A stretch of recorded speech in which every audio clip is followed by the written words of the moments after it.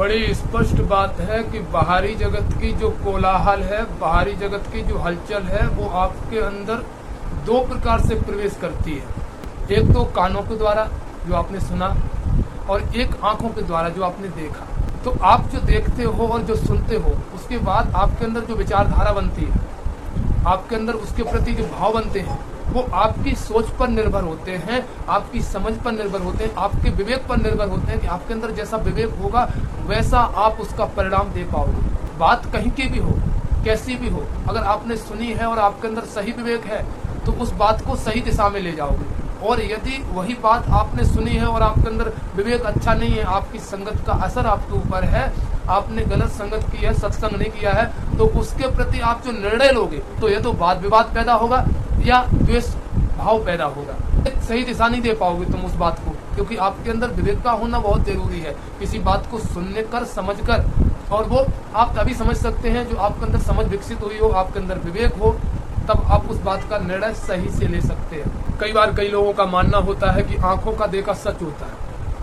सच को पहचानने की दृष्टि आपके अंदर होगी तब आंखों का देखना सच होगा। नहीं, सच को देख करके भी आपके अंदर निर्णय नहीं है, आपके अंदर विवेक नहीं है, तो सच को भी झूठी करने की आपके अंदर कुबुद्धि है। अगर ऐसी विचारधारा निर्मित होती है आपके अंदर तो आप सच को भी झूठ साबित कर दोगे। कई बार देखा हुआ चैनल वाले सच दिखाने में भी तोड़ मरोड़ के मसाला मिला अपने टीआरपी बढ़ाने के लिए कैसा कैसा अच्छे से अच्छा सच को झूठ में परिवर्तित कर देते हैं। और अगर सद्बुद्धि है तो आप बुराई में भी अच्छाई को उत्पन्न कर सकते हैं। आपके अंदर विवेक है तो आप कैसी भी बात सुनी हो उसको सही दिशा में ले सकते हो, कैसा भी देखा हुआ हो आप उसको सही दिशा में ले जा सकते हो। आपकी विवेक पर निर्भर करता है, इसलिए विवेक का होना बहुत जरूरी है। एक बार आपने सुनी होगी कथा कि भगवान श्री कृष्ण अर्जुन को लेके जा रहे थे तो रास्ते में मरा हुआ कुत्ता मिला।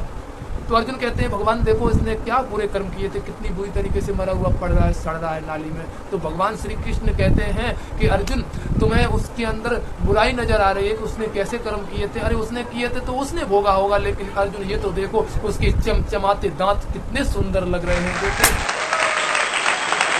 अर्जुन से भगवान श्री कृष्ण कहते हैं कि उसका दुर्भाग्य नहीं, उसका सौभाग्य देखो कि मरने के बाद में भी दांतों के अंदर चमचमाहट तो देखो कैसी चमक दौड़ रही है, वो चांदी जैसे दांत चमक रहे हैं। तो एक मरे हुए कुत्ते के अंदर भी अच्छाई देखिए और अर्जुन की क्षमता के अनुसार अर्जुन ने देखा। ये बात मैं नहीं कह रहा हूँ कि आप हर बुरी बात को अच्छे में परिवर्तित कर दो, गलत दिशा में इसको भी मत ले जाना। देखो अगर डायरेक्ट आपको कोई गाली देता है, किसी को गाली देता है, उसमें कोई मिलावट करने की जरूरत नहीं है। लेकिन अगर कोई संकेतों में बात करे, यदि आपको ऐसा लगे कि इस प्रकार की बात है, जब तक उसके प्रति आप दुर्भाव मत बनाइए, उसके प्रति गलत भावनाओं को गलत दिशा में बात ले जाने की कोशिश न कीजिए जब तक वो बात स्पष्ट न हो। तब कोई बात स्पष्ट होती है वो बात के लिए मैं नहीं कह रहा हूँ, लेकिन अपने विवेक के अनुसार, अपनी गतिमति के अनुसार किसी भी बात को देखी हुई हो या सुनी हुई हो उसको सही दिशा में ले जाने का काम आपका है। अगर आप मनुष्य हो, आपके अंदर मनुष्यता है, आपके अंदर इंसानियत है, आपने यदि सत्संग किया, अच्छे लोगों का संग किया है, तो आप किसी भी सुनी हुई या देखी हुई बात को गलत दिशा में नहीं ले जाओगे, सही दिशा में ले जाओगे। और जिससे विवाद उत्पन्न न हो, जिससे ईर्षा उत्पन्न न हो, ऐसा कुछ न हो। मुझे कोई अगर सबसे सरल और सबसे गहरी बात कहनी पड़े तो सबसे सरल और सबसे गहरी बात है खुद की प्रसन्नता। आप इस दुनिया में किसी को कुछ दे सकते हो तो खुद प्रसन्न होकर दे सकते हो। आपकी प्रसन्नता से ही दूसरे प्रसन्न होंगे। आप प्रसन्न नहीं होते हो तो दूसरे को प्रसन्न करने की कोशिश करोगे, ये दिखावा होगा, इससे दूसरे प्रभावित नहीं होंगे। इसलिए खुद प्रसन्न रह करके दूसरों को प्रसन्नता पहुंचाओ। इससे ज्यादा कोई दान नहीं है, इससे ज्यादा कोई धन नहीं। आप जो देने योग्य कार्य करते हो वो सारा कुछ इसी में आ गया। आप खुद प्रसन्न रहिए, दूसरों को प्रसन्नता का मार्ग दिखाइए, दूसरों को प्रसन्न करने की कोशिश करिए। प्रसन्न करने में, दूसरे को खुशी पहुंचाने में ये नहीं है कि आप अपना धन लौटा दोगे तो दूसरे प्रसन्न होंगे, ये जरूरी नहीं है। नहीं, आप देख लीजिए धन लौटाने वाले से भी लोग प्रसन्न नहीं है, उनकी भी लोग बुराई करते, गालियां देते। ऐसा जरूरी नहीं है कि आप सब कुछ संपत्ति किसी को लौटा दोगे, किसी के लिए सब कुछ दे बैठोगे। अरे आप खून भी अपना निकाल के दे दोगे तभी भी लोग संतुष्ट नहीं है, खुशी नहीं है। इसलिए कुछ देने की बाहर की जरूरत नहीं है, आप स्वयं प्रसन्न रहो।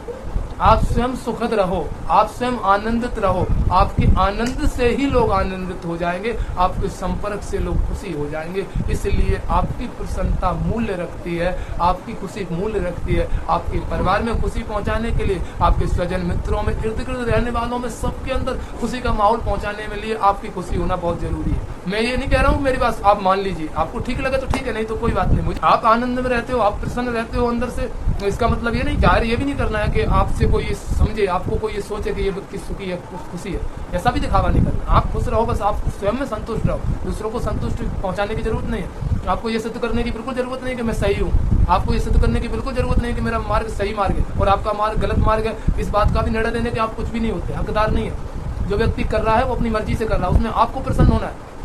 अरे वो इतना खराब काम कर रहा है, वो शराब पी रहा है, वो जुआ खेल रहा है, वो व्यक्ति मांस मटन खा रहा है, तो वो व्यक्ति खराब है? नहीं, वो अपने हिसाब से सही कर रहा है, उसकी खराबियत उसके लिए मुबारक है, उसका परिणाम वो भोगेगा। आपको क्या लगता है आप उसका परिणाम थोड़ी भोगोगे? जब आप उसका परिणाम नहीं भोगोगे तो प्रसन्नता पूर्वक उसको जीवन जीने का अधिकार है। आपको अपने हिसाब से, अपने ढंग से जीवन जीने का अधिकार है। उसकी बुराई अपने अंदर क्यों भरना, फिर अपना मन को खराब करना, उसके प्रति ऐसे भाव लाना।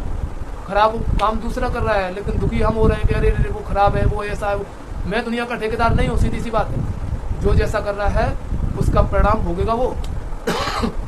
मुझे अपने हिसाब से जीने का अधिकार भगवान ने दिया है, मैं अपने हिसाब से जी सकता हूँ अपने लिए। मेरे जीवन में सबसे ऊंची बात ये आई है, जो मुझे अनुभव हुई है, कि आपको इस दुनिया में जरा सा भी दुख पहुंचाने की कोई क्षमता नहीं रखता है।